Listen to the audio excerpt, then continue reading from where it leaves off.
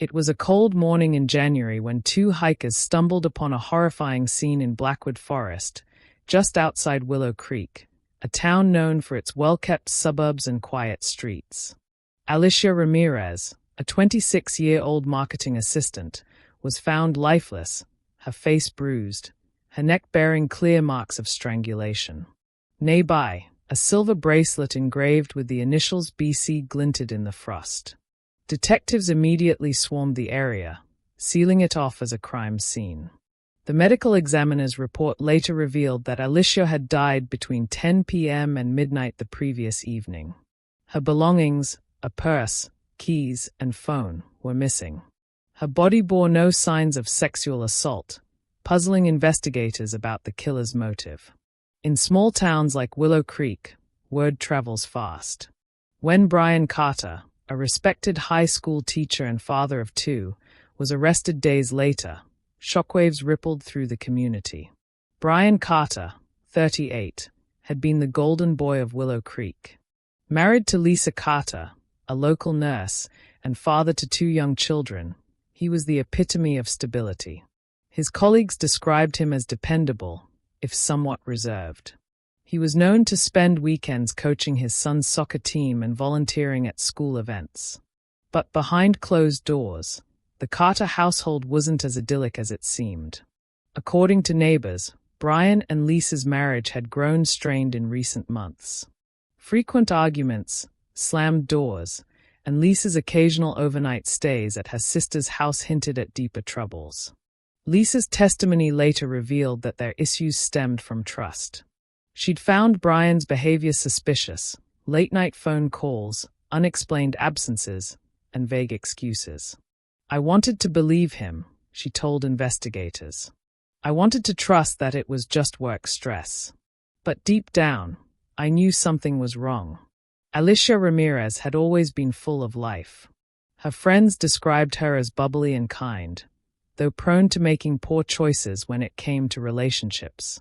She had moved to Willow Creek 2 years earlier, hoping for a fresh start after a bad breakup.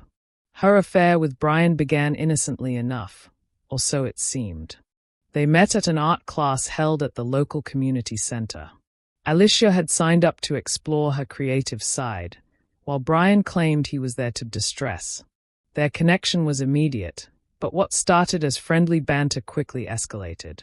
Texts became flirtatious, and within weeks, the two were meeting in secret. Alicia's friends had their suspicions.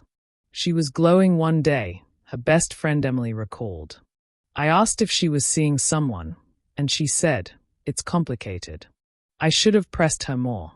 In the weeks leading up to her death, Alicia had grown increasingly frustrated with Brian's promises to leave his wife. In her journal, later found by detectives, she wrote about feeling trapped in the affair.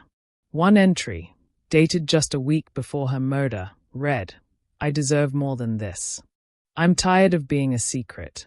If he doesn't make a choice, I will." The night she died, Alicia had texted Brian, "We need to talk. No more excuses." Tonight, 9 p.m. Brian Carter maintained his innocence from the moment detectives confronted him. Even as evidence began piling up, he insisted he had nothing to do with Alicia Ramirez's murder. "I was at home all night," Brian told the police during his first interrogation.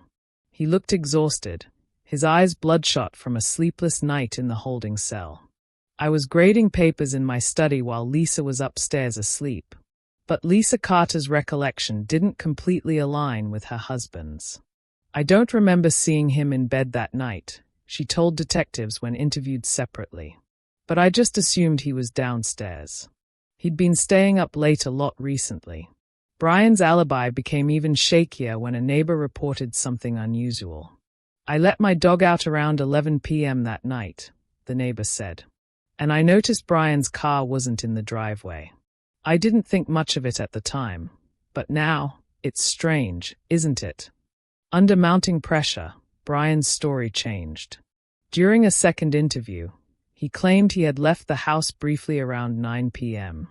"I went for a drive to clear my head," he said. "Lisa and I had an argument earlier that day, and I needed some air." Detectives weren't convinced, especially when Brian's drive coincided with the time Alicia was killed. His whereabouts during the critical hours remained suspiciously vague. Then, a bombshell came, an anonymous tip. A woman called the police, claiming she had been with Brian on the night of the murder. She provided no name and hung up before answering follow-up questions. The number traced back to a burner phone, leaving detectives with more questions than answers. The mysterious caller threw the investigation into disarray.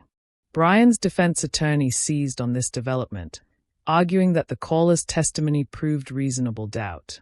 Detective Miles wasn't buying it. "It's too convenient," she told her partner, Hendricks. "A burner phone? No details. This screams setup." Still, the lack of clarity surrounding the alibi added complexity to the case.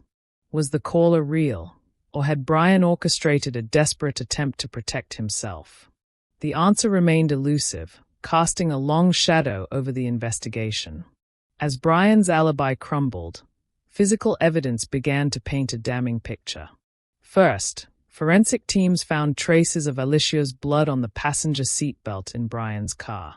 It was a faint smear, easy to miss but unmistakable under a luminol test. Brian denied any knowledge of how it got there. "I don't even know how Alicia would have been in my car," he said during questioning. But the evidence didn't stop there. Surveillance footage from a gas station near Blackwood Forest showed a car resembling Brian's driving past around 10:15 p.m. on the night of the murder. The footage wasn't clear enough to confirm the license plate, but it placed him near the scene during the critical window. Detectives also unearthed Alicia's journal, which provided a chilling insight into her relationship with Brian.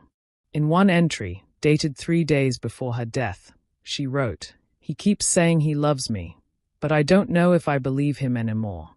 I feel like he's hiding something. If he won't leave her, I'll have to make him."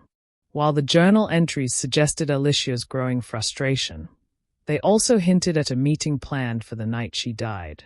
The text messages exchanged between the two confirmed it. Alicia said, "We need to talk.